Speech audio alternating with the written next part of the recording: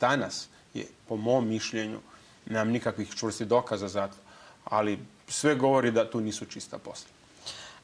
Ako se vratimo ne tako davno, organizirali ste akciju Pomažemo generalu Gotovini besplatno. Recite mi, da li imate nekakvih spoznaja, da li ste vi bili obuhvaćeni akcijskim planom hvatanja generala Gotovine?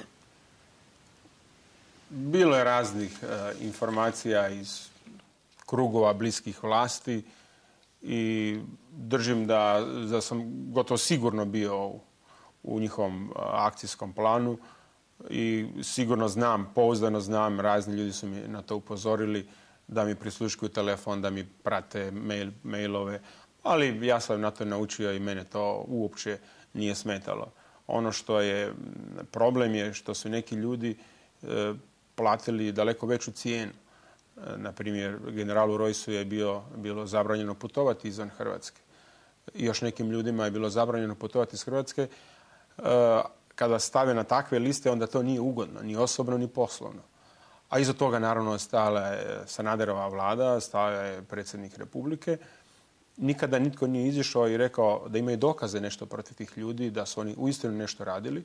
Ja sam na javna pitanja da li pomažem rekao, kad bih znao kako mogu pomoći, onda bi sigurno pomogao, neovisno o njihovim akcijskim planovima. Prema tome, mnogi ljudi su htjeli pomoć, mnogi ljudi su i pomagali, ali vlada je ostala u zraku, visiti, valjda će se to rješavati nakon izbora, jer su najavljivali obračune sa mrežom Jataka, to je Mesić posebno inzistirao, tražio. Sad vidimo kako je to sad, kad došli su izbori, sad se o tome šuti, ne govori se, a zapravo bilo bi jedino korektno i pošteno i prema javnosti otvoreno da otvore arhive. Pa kako su složili taj akcijski plan, da ga ono dešifriraju. Da vidimo ko je sve bio, čija su sve građanska prava bila kršena, ko je bio praćen, prisluškivan, a da zato je vrlo vjerojatno u najvećem broju slučajeva nije bilo nikakvog razloga. Rekli ste već par tema koje se zaobilaze ovim izborima i Haag je jedna od njih. Neki kažu srećom. Da li vi isto mislite srećom i da se treba okrenuti gospodarstvu, porezima i kapitalu? Kako je vaše stajalište? Ja bih rekao kamo sreće da su u Hrvatskoj, da je stanje takovo, da se raspravlja isključivo o temama koje znače kruh i egzistenciju. O Haagu mislim da treba raspravljati i razgovarati samo u mjeri da se dokaže pokvarenost vlasti.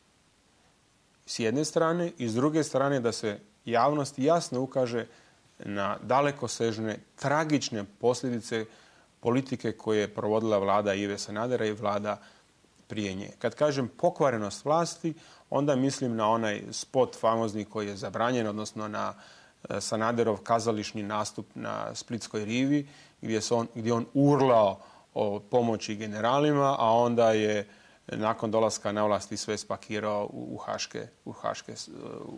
u haške zatvore. S druge strane, da se ukaže na tragičnost odluka, pri tome mislim na nešto što mnogi ne žele vidjeti, a to je da je prihvaćanje optužnice i moguće presude iz Haaga da je Hrvatska država nastala na zločinu,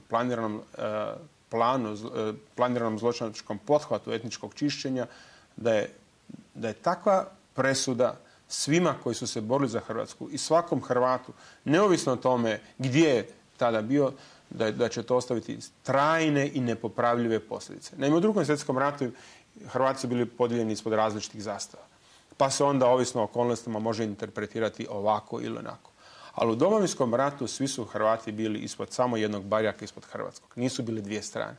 I ako sad simbolima te strane koja se borila za Hrvatsku, dakle to su svi Hrvati, neovisno o tome tko je šta radio, ili nekom nosio pušku ili se neko na drugi način bore za državnu samostalnost, presuda generalu bilo kojem od ovih ljudi koji su optuženi, bilo kojem od njih koji su simboli Domovinskog rata, je po logici stvari presuda svima i u međunarodnom pravu, u literaturi pisat će da je Hrvatska država nastala na način da je počinila najstrašnije zločine. A to onda označava trajni biljeg na našem nastajanju, na našoj povijesti i na našoj budućnosti. Zato je u tom kontekstu se nužno mora govoriti o Haagu, da se pokaže što je vlast učinila i kakve su to nepopravljive posljedice. U drugom kontekstu više se, nažalost, nema smisla govoriti o Hagu, jer više se ništa napraviti ne može. Optužnice ključne su prihvaćene, sva dokumentacija je izručena i sad nam samo ostaje čekati da li 2, 3, 5 ili 10 godina da dođu pravomoćne presude. Kad dođu, onda će opet biti čuđenja kao kad je došla presuda protiv četničke trojke, onda se ide tamo teatralno paliti svijeće, tada se više neće moći ništa napraviti. Recite mi,